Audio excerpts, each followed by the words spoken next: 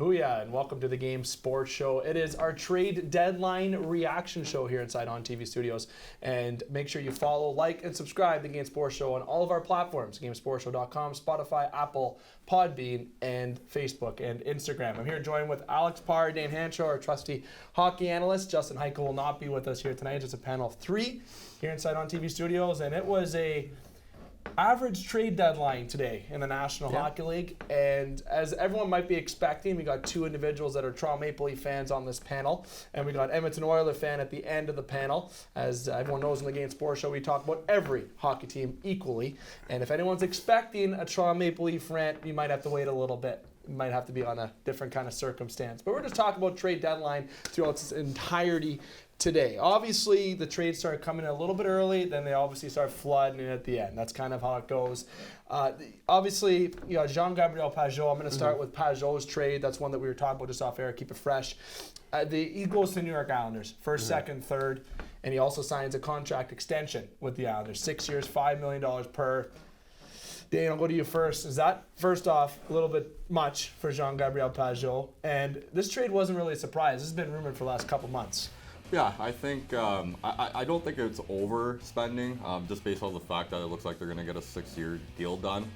The Islanders obviously desperately need some secondary goal scoring. I think Pageau has about 24 goals this year, so the guy can definitely put the puck in the net. For a team that's, you know, defense, I think this is a good trade, and obviously they believe in themselves that they can make some noise going into the playoffs. What do you think, Alex? I mean, yeah, it's probably a little bit of an overpayment, but he was one of the bigger names coming into trade deadline day. So if you are a team looking to make that big splash, you kind of have to pay that premium. But I have to just second what he says. They need that secondary scoring more than anything. They do. They haven't been as hot as they were from the beginning of the year. They've kind of went down that scoring. They kind of found the video, if you will, on the island. Just kind of the terms that you use in the coaching realm when a team starts to get solved. Now, going to the Edmonton Oilers. What a day. I got someone smiling at you. Yeah, obviously Athanasiou going over to the Edmonton Oilers. You had Mike Green, who went earlier last night. Well, I guess this morning, 12:38 a.m. was the trade of that. So you have Detroit getting into, you know, with Ken Holland, and obviously Tyler Ennis going over from the Ottawa Senators. So with Mike Green and Athanasiou, different values going the other way. With Athanasiou, you had Sam Gagner go one way. With the Mike Green trade, I just see Karl Brodziak and a 2020 conditional fourth. And with Athanasiou, you had Gagner, a second-round pick, and a second-round pick in 2020 and 2021. And Ryan Kuffner was a throw-in in that trade for the Edmonton Oilers in there. So overall, okay, with bringing in Ennis and bringing these guys in, Dane, you're the Oilers expert here on this panel, more so with the coverage on that side. Pluses for Edmonton, or was there a little bit of extra overpayment to get some of these guys? Absolutely not. I think Ken Holland went out there, stated he didn't want to give up a first-round pick. He didn't give up a first-round pick. We addressed, I think, all three needs that we needed to, which was getting a winger to play with Connor McDavid. AA can either play the third role, center role for us, which we also might need, or he can play along with McDavid, and I mean that would be arguably the fastest fastest line in the NHL. You just need Dylan Larkin or Anthony Greco on that line. Yeah, and then we have a couple injuries with Russell and Clefbaum being out on the back end, so bringing in a veteran guy like Mike Green for basically nothing. I think, Ken Holland, you know, he shopped, somewhere close to his heart back in Detroit, called up Stevie Y, and I think if you ask any Edmonton Oilers fan, and I think if you ask anybody that looks into the NHL, would say Edmonton had a very good day, and it's nice being on the other side of things where we're actually, you know, buying and not selling, you know, half our team off. And you don't need to spend all of your assets to get somebody to play with Connor McDavid. If they're able to put the puck somewhere near the vicinity of the net and just have a little bit of hockey IQ, he's one of those players that makes everybody better around him. Now, I will say with the Edmonton Oilers making the addition plus to them, obviously you had to move Gagner. He's a fan favorite in Edmonton, right? Yeah, and I think I mentioned that last week on the radio show that, you know, he's going to have to get creative, and Sam Gagner was going to inevitably have to probably be that one guy due to his the cap hit. Exactly. The salary cap implications come in and it makes things a little bit more difficult, but the address to need on both ends. I don't think if Clefbaum wasn't hurt and you had a healthy DM, maybe you're not making that defenseman trade. Maybe not. Like, maybe you are. Like, you're on the fence about it, but you're with Clefbaum being we out got a lot of 2 weeks. rotation with the sixth guy, so I think just even having Mike Green come in as the seventh or sixth guy and, you know, sending down some of our younger defensemen that, you know, like Leglison and whoever else that's, you know, up and down from Bakersfield, I think you can just have that NHL guy for the playoffs and maybe not have to rush somebody into a role they might be uncomfortable with during playoff time in the NHL. So now you got Vancouver, that acquired Louis Domingue today, but they made some trades earlier. Obviously, getting in Tyler Toffoli. Obviously, with Vancouver, this is a team that has exceeded expectations currently at this point, right? And their team, I'm going to be honest, I'm a fan favorite of their team. I like the way their team is built. I really do. The Horvats, huge fan of Tyler Myers. I just have always liked Tyler Myers. I don't know if it's because he's 6'7", 100 zillion pounds. He's a big guy, right? He's got a lot of muscle, 230, whatever it is. He's not a big, not 100 zillion, yeah. He's not a big guy, but like in terms of weight. But he's a big, tall guy with a big stick, and it's effective. I really feel that Vancouver has exceeded. It's a big play of Jacob Markstrom that's done that, and they got to make sure they reward him, obviously, and this year. But with Vancouver, that division's tight. Yeah, it's tight. That trade's coming in. They're a little concerned about the knee injury that Markstrom has right now. So a lot of people are saying, hey, why didn't you just pick up Louis Domingue off of waivers earlier this season? They weren't so pressed at the time, so that's the explanation for some Vancouver fans out there a little concerned. Tyler Toffoli didn't go to Edmonton, but Edmonton made a bounce back with FSU. But Toffoli going to Vancouver, just good fit. Yeah, absolutely. I think he had 3 points in his first or second game against the Bruins, where they smashed them 9-3 that hockey game. So yeah, it's definitely looks like a good fit so far. I think the hope is Besser can come back for playoff time, and I mean it's an exciting time if you're a Canadian fan of any of the Pacific teams right now. We're all battling for a playoff spot, and I think Calgary made an exceptional move bringing in Gustafsson to kind of replace Giordano not being there. 60-point defenseman last year for the Chicago Blackhawks. I think he can might not be able to bring that leadership presence that you're going to miss with Giordano, but also be able to bring in a lot of that offense that might be lacking from the back end without their captain. So now Calgary I thought they were going to be a bit more quieter today, but they weren't. They addressed the need of defense where Hamonic hasn't really lived up to the expectation inside of Calgary there. Big fan of Rasmus Andersson. I feel like that kid's going to be a top 4 defenseman. They made some changes this year to a very challenging division to get into the playoffs. Vancouver, Calgary, Edmonton, Arizona. It's anybody's game for the last 19, 20, 21 games left in the season. And did Calgary address the need the right way? And are you surprised they didn't make a blockbuster trade? I'm watching various trade deadline shows today on national television. Johnny Gaudreau was brought up, how you should maybe move him to Dallas. Sean Monahan listen, moving perennial all-star players are not a thing that happens within 24 hours. If Johnny Gaudreau was traded today, it was something that was being constructed for the past 30 to 60 days, right? It's something that takes a lot of time. And with Gaudreau being in the position that he is, that's something that might happen in the offseason. I'm sure Calgary had higher expectations this year, but they addressed the need on the back end, give a little bit of help to Big Save Dave. At the end of the day, they're making for a nice big finish in that division this year. Well, I mean, even if you are looking at trading a guy like Johnny Gaudreau, how often is it that you're going to be getting the best player back in that deal? If you're a playoff team, you're thinking you're going to make the playoffs. You don't just trade away good players and try to get assets. That's not the position Calgary's in right now. No, it's not. But overall, so far, we've gotten just a little smidge of our trade deadline discussion. We got more coming. We're going to take a quick break. When we come back, we'll break down some more trades here on the Game Sports Show.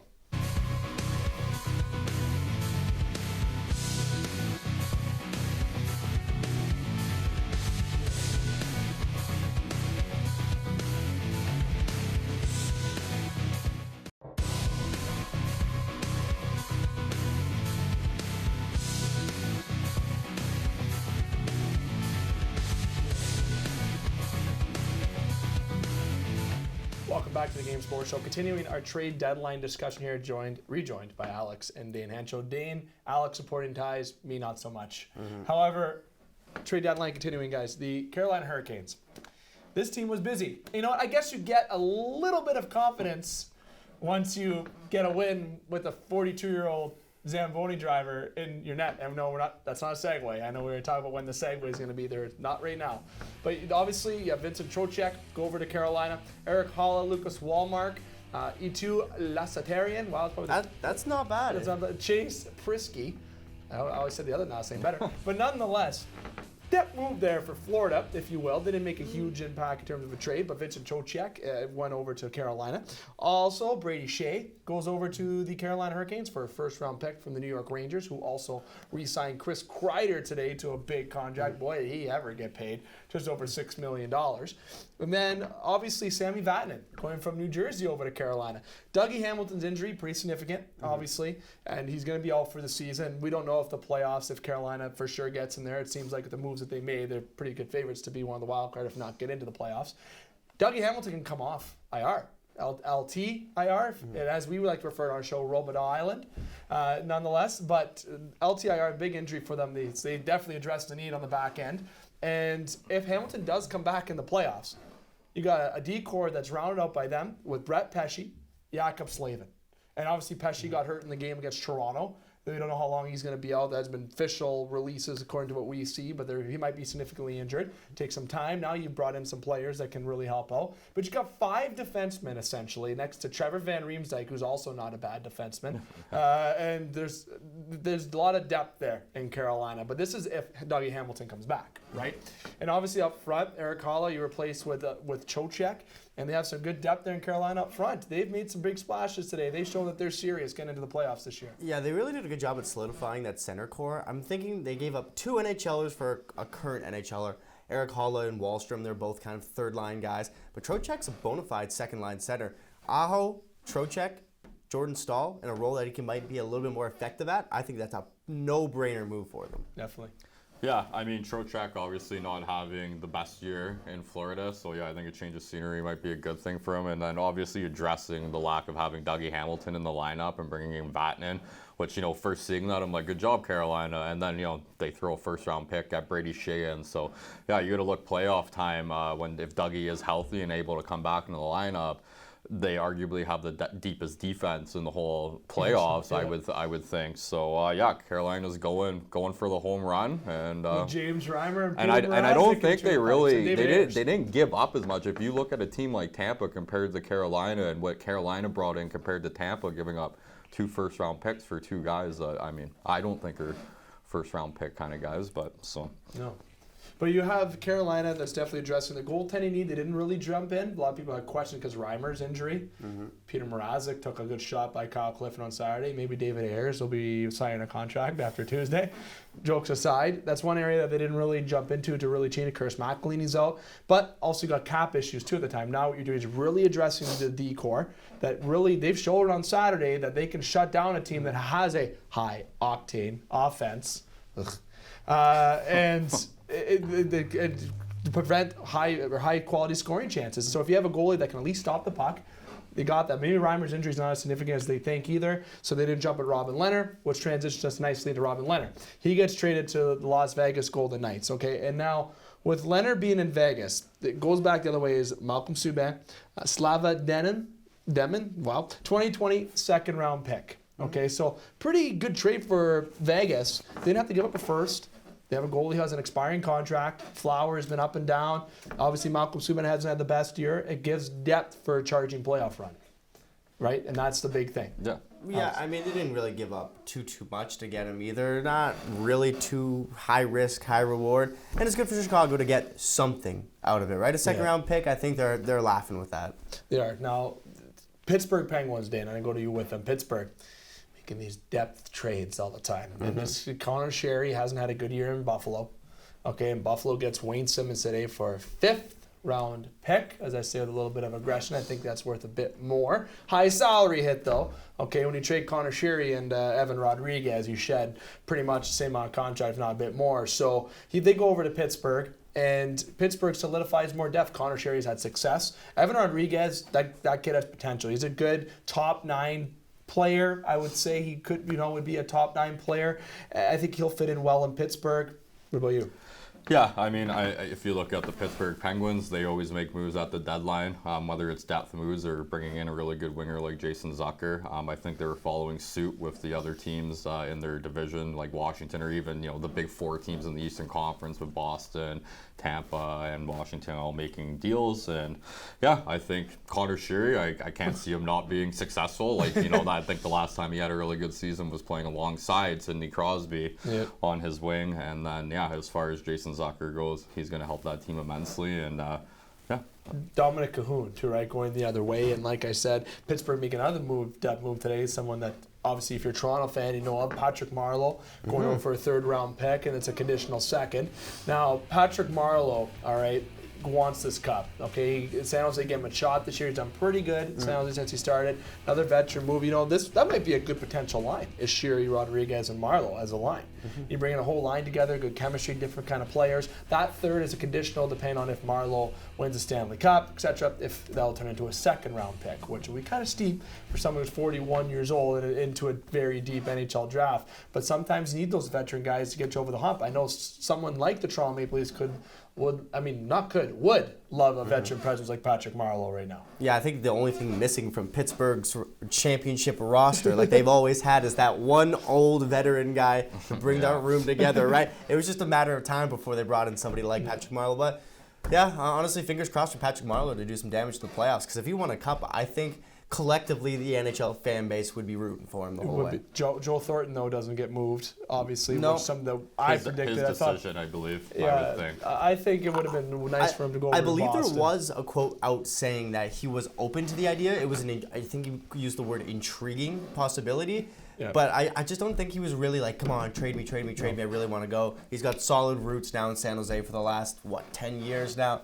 It's a lot to move a whole family, right, for a potential half a year of hockey. And I'm sure Boston was kicking tires. I've heard that Toronto was kicking tires. I'm sure he probably not avoided that trade, nonetheless. But you have now. Dave's been hurt, and you can tell throughout the show. He's just sprinkling the salt. Joel Thornton, I would love to see get a cup. If I had a choice between Marleau or Thornton to win a cup, no offense, Patrick Marleau, I'm so sorry.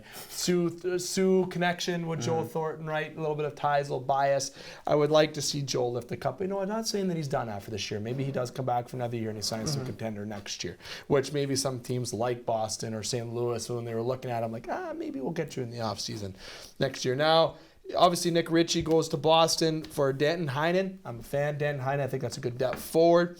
Derek Grant goes from the Anaheim Ducks to Philadelphia for Kyle Cruzculo and a 2020 fourth-round pick. Obviously, Nate Thompson goes over to Philly from the Montreal Canadiens for a 2021 fifth-round pick. A little bit depth forwards Philadelphia is doing, establishing that bottom six, which I think is very important. And overall, another big trade to breaking news. Michael Hutchinson gets traded from the Toronto Maple Leafs to Colorado Avalanche for Cale Rosen. And we got a couple more trades we'll get into, but we have our break, and then we'll have a little bit of reaction to a couple games. But as you see on that screen right there, Rosen, part of that Kadri deal, comes back over to Toronto. We'll be right back after these messages.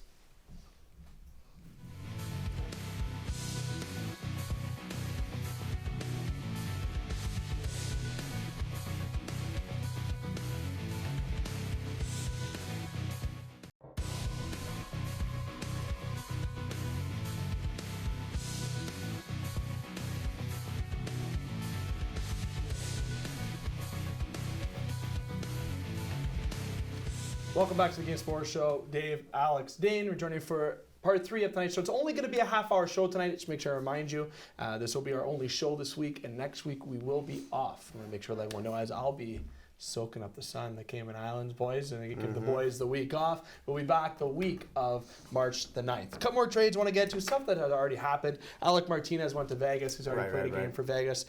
Zach Bogosian signed a 1-year, 1.3, that grit sandpaper that Tampa Bay probably really needed on that back end on a decor that's already pretty impressive.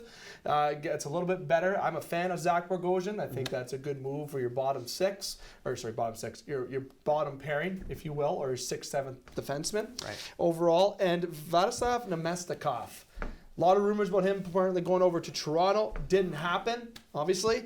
And he goes over from the Ottawa Senators and he jumps and goes to the Colorado Avalanche. Great depth move by the Colorado Avalanche. He does have a little bit of a heftier cap hit, which I'm sure caused a lot of issues for teams like Toronto, maybe like Carolina, St. Louis, a lot of teams that really jumped into there. But only a 4th-round pick going back the other way. Okay, the Ottawa Senators really being solid. They got rid of Dylan DeMello already to Winnipeg earlier in the week. As you see on the trade tracker right there for us for a deadline trade bait board. The 2021 4th-round pick, okay? Very simple acquisition, good depth, bottom 6 guy. Overall, Toronto, for example, has 3 fourth-round picks. They didn't move one of them for him. In a depth situation where you could have brought him in and moved somebody like Kerfoot or moved someone else and got a defenseman. Things didn't happen today in Leafland, or a lot really didn't happen in Winnipeg land because of the salary cap issues. But one thing that I'll mention, the Dubas make the right moves. Let's look at it. Cale Rosen, Mika Salamaki, Max Verreau, Dennis Manglin, Jack Campbell, Kyle Clifford. Obviously, Jack Campbell's been great. Dennis Manglin's been playing with John Tavares, even though he's a bottom 6 forward. Kyle Clifford, obviously another bottom 6 guy. One thing that I'm noticing there, despite Cale Rosen, who's not going to make an immediate impact on your top 6, defensemen weren't traded, obviously. So in the Winnipeg end, they did address the D need. Brought in Dylan DeMello. They did kind of make the necessary moves, because Winnipeg has been basically went out with guys that aren't really NHL-ready defensemen. And Neil Pionk, got all these guys have really stepped up this year. And another guy who was moved was Dustin Byfuglien. You were right. And also I believe you were right, Dane. I thought he would be moved to someone like the Boston Bruins or Philadelphia Flyers, but nothing happened there nonetheless. So obviously a lot of trades went down in the background too. A lot of, like Derek Frobert was a defenseman from Calgary that we forgot to mention that was traded as well. And a lot of last minute trades in terms of depth moves coming up between the Anaheim Ducks and the Washington Capitals. Christian Djoos went for Daniel Sprong. So a couple last minute trades came in after the trade deadline. So overall, quickly before we get to our last little bit about reacting to particular games this weekend, Dane, grade the trade deadline, and I want you to give it either out of 10, a number, 1 to 10. I think overall for the trade deadline, I think we got a couple more trades than maybe I suspected anyways. Not that many more trades, so I had an exciting day. I think a little bit biased. That's for sure. I think personally I would say about an 8 out of 10 for me, and then I think if you look at the average fan, 5 out of 10 as far as excitement goes with the deadline. Yeah, there wasn't anything too huge. Like I said, there's no blockbuster trades by any means, but the guys that we expected to be traded for the most part were traded. And I think that it was steady enough that where if you were watching at home, you're watching those 8-hour-long broadcasts, you probably got your money's worth. I'd probably say 6.5, 7. Definitely. Now, the one trade that I definitely got to bring up that also happened a little earlier to make sure I can't forget, Ilya Kovalchuk. Something that, I know I predicted this on the show, good fit in Washington. And I'm so happy that happened. Ilya Kovalchuk has went over from Montreal over to Washington. Gets to play with Alex Ovechkin, as you see on our bracket there, that Kovalchuk went over there for a 3rd-round pick this upcoming year, and he loved playing in Montreal, which is probably great for Montreal fans to see. And you got something out of nothing for Kovalchuk. Yeah. That 3rd-round pick, not saying it's going to happen. Maybe you draft some John Smith from wherever, and the guy comes in, and he's a 50, 60, 78, whatever it is. He's a big impact player. Or maybe you draft a goalie, because a lot of late-round European goalies that are getting drafted are turning, look at Finnish goalie. Yeah, thank you. They have a lot of guys that are coming up in Europe that are good to look at. Maybe they go look at a Nick Malik down the road if they move that pick. You know what I'm saying? A lot of late draft picks for European goaltenders are coming up, so maybe Montreal goes that route. Nonetheless, you get a 3rd-round pick that could turn out to be something, and I bet you there's a chance that he returns to Montreal after he is done in Washington, maybe if he doesn't win the Stanley Cup in Washington. Now, I'll say right now to the trade deadline, I thought it was a 6 out of 10, and if you're a Leaf fan, it was a 2 out of 10. You're giving them points at all? Wow, I'm giving them points because the Leafs did re-sign Jake Muzzin today. He signed to a 4-year, $5.625 million contract extension for the Toronto Maple Leafs. Obviously, again, a little bit more than what he makes right now. And big part of that decor, can't turn that off, despite how a lot of questions about his consistency and effort on the ice. Some games he's on, some games he's not. Ever since he's called out his team, he's been really strong the last couple games. Obviously, a Saturday game between the Toronto Maple Leafs should have been evident that moves needed to be made, Alex. Who cares? What have I been saying since you got into the studio today? Who cares? They don't care. Why do we care? Why do we care? Because we're fans. No. Off the show, without hats on, we're fans. That's why. And we're stuck. I don't care. We're stuck. I don't care. We're stuck. I don't care. Nonetheless, I don't care. What are you going to do? Make a move. They're a bubble team. They're a bubble playoff team, and even if they get in, they're just giving up assets to lose in 7 games to the Bruins. Who cares? It's the same thing every year. The guy, the other fans laughing in the background. Must be nice. It must be nice to like a good team. If anybody knows the pain, that being said, I would arguably say that might be one of the most embarrassing things. I just think. Or you could have just said the most embarrassing. The stage in Toronto, guy's a Boston guy, Boston Bruins works fan, for them. Wore Caspian. Zamboni driver. Like, there's just so many headlines He that are wore involved with- Kaskisuo's gear, and Kaskisuo couldn't even win for the Leafs. Ha ha! Yeah. It's hilarious. So Nonetheless, you had, okay, here's the circumstance. I'm going to say one thing. I was sitting in my living room watching the game. I hucked a Kleenex box at the wall of my house. Okay, sorry, Mom and Dad, as I was at their house watching the game, watching our dog. And when I was watching the game, I sat there and said, okay, 4-3 going to second. Kelly Rudy said 12-4 final. And I said, you just jinxed it. You just jinxed it because it's not going to happen. You know why it didn't happen? I've never seen, I'm going to give credit, David Ayres did not have threatening shots in the third period.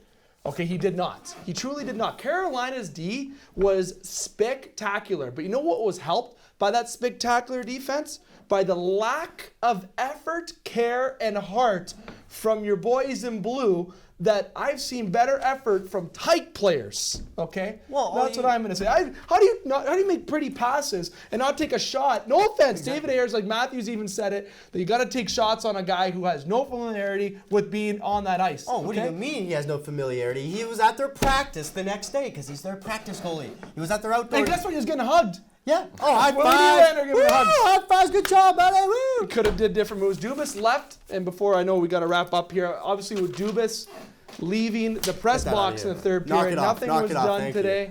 And at the end of the Yeah, day, we'll appreciate talk it. more Toronto and more Canadian team We're done reaction here. on our We better be Thursday done here. edition. I will remind you that check out our Facebook page. We have a different schedule this week. We do not have a show this upcoming Tuesday, which is tomorrow, or Wednesday. We have a show Thursday. But next week, we only have a show on Wednesday here in Sault, Ontario. But Bye. all of our ESPN Bye. 1400 shows are intact. So check out our Facebook page for that. And Bye. we'll give you more reaction, as I mentioned, on the Canadian team recap and NHL trade deadline this upcoming Same effort as the Thursday Leafs. from Northern Superior Same effort as the Leafs right as, now. as Alex leaves in disappointment. Make sure I left that for the end of the show. So on behalf of Alex and on behalf of Dane, thank you. We will see you Thursday. No problem. Alex, we'll see you Thursday. And I'm just here to remind you to have a good night, and thanks for joining us. Booyah.